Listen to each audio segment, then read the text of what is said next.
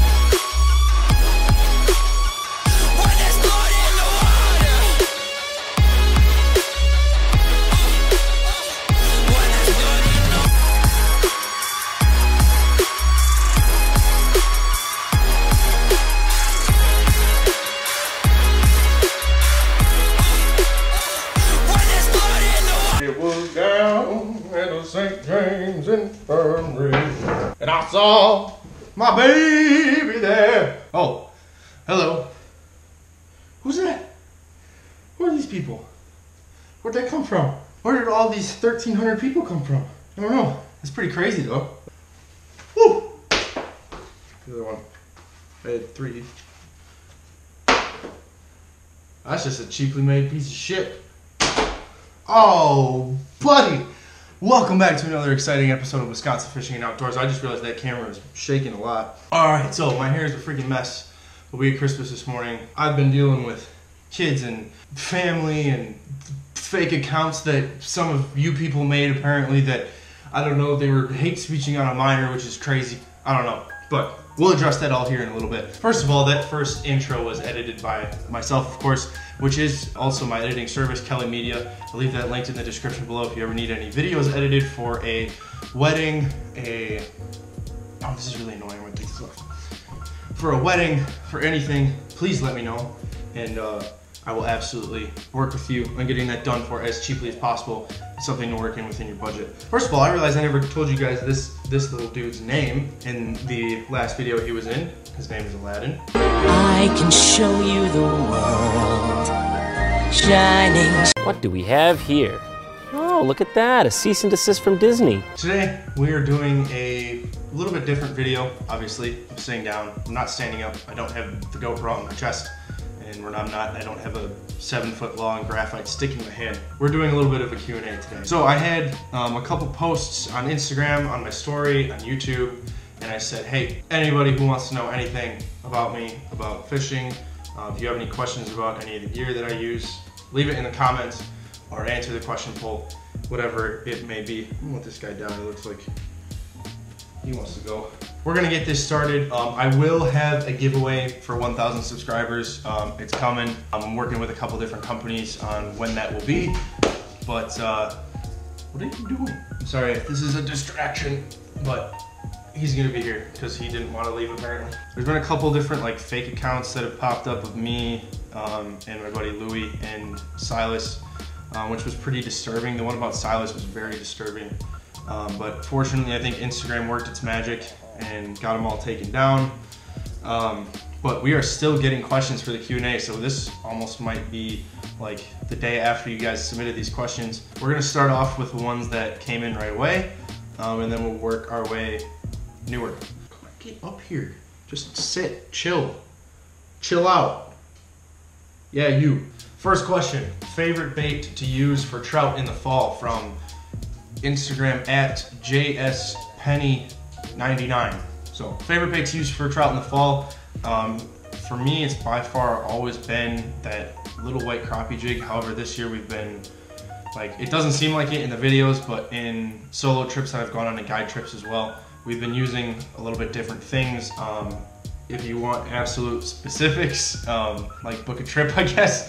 But my biggest thing that I tell people, and the biggest mistake that people use, is they see these giant fish down there. They're like, oh, I gotta use these giant rods. I gotta use, 10-foot long rods. I gotta use 12-pound line, 10-pound line. That is not the case at all. We have caught more trout this fall than I ever have before. And that is, I think, 100% because I went from 8-pound to 6-pound test. And I'm running 6-pound tests across all my rods. And the amount of fish I've seen not swerve my line because of that thinner just diameter is just huge. It's huge. Did you just poop? He didn't poop. What's the most underrated bass technique in the Midwest? Don't know who that was from. If you submitted any of these questions that I don't know who it's from, let me know in the comment section below. But the most underrated bass technique in the Midwest. I don't really know if there's like any secret bass technique around here. I would definitely have to say that the one thing that I would love to see more guys throwing is big swim baits. People really underestimate how big the bass get up here. Like, as soon as I started throwing bigger spinner baits, like last year, we started throwing 1-ounce spinner baits and like 3/4 ounce spinner baits, and we started catching, we saw our size jump like 2 pounds. Like, our average size jumped 2 pounds up. There's a couple videos that I posted last year, we started using bigger baits and we were catching bigger fish. So I would definitely suggest, if you have a favorite lake where you know there's at least 5-pounders in there, go out and throw giant swim baits. You might surprise yourself and find a 6 or 7-pounder in there. What are you looking forward to in the 2019 season? Well, considering it starts in 4 days, I guess steelhead. My buddy Silas Pinner, who again just started his YouTube channel. It's called ADHD Fishing. I'll put it in the description. But I would say the biggest thing I'm looking forward to is steelhead. Definitely in the spring. I have never caught a steelhead before. It's a bycatch when you're out there for browns, but it hasn't happened yet this year. It didn't happen last year, the year before. So I'm super excited to go out for the run and just, get on like a 6 or 7 fish a day bite. When we go out fishing again, it's been way too long. It doesn't say who it's from, but I know who it's from. Brady. We will get out fishing very, very, very soon. I've contacted you a couple times about fishing browns, so give me a call, boy. Do you want to go fishing together sometime? I don't know who this is from. Doesn't say who it's from, just has the question there. Of course, I love going fishing with everybody.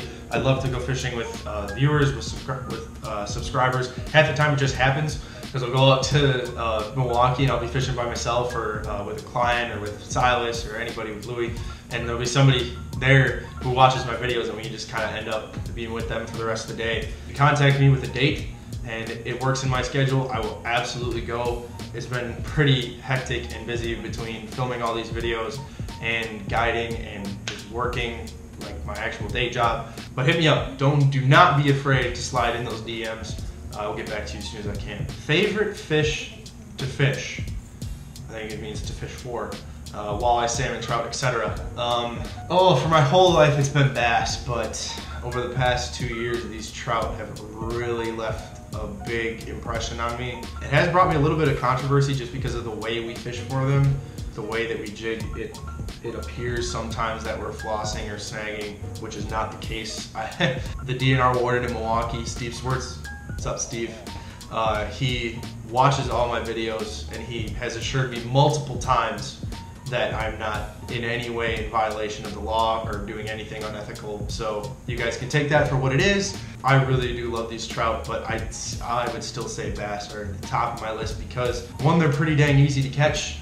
Two, they fight hard, especially smallmouth. I would say smallmouth bass. Smallmouth bass are definitely my favorite, like creek or river. They're one of the hardest fighting fish in the Midwest in the U.S. I think pound for pound. What are you using for the late browns? Well, the late browns, I guess that would mean like now, mid-December. I don't really think there's such a thing as late browns, but just browns in general, we're finessing them.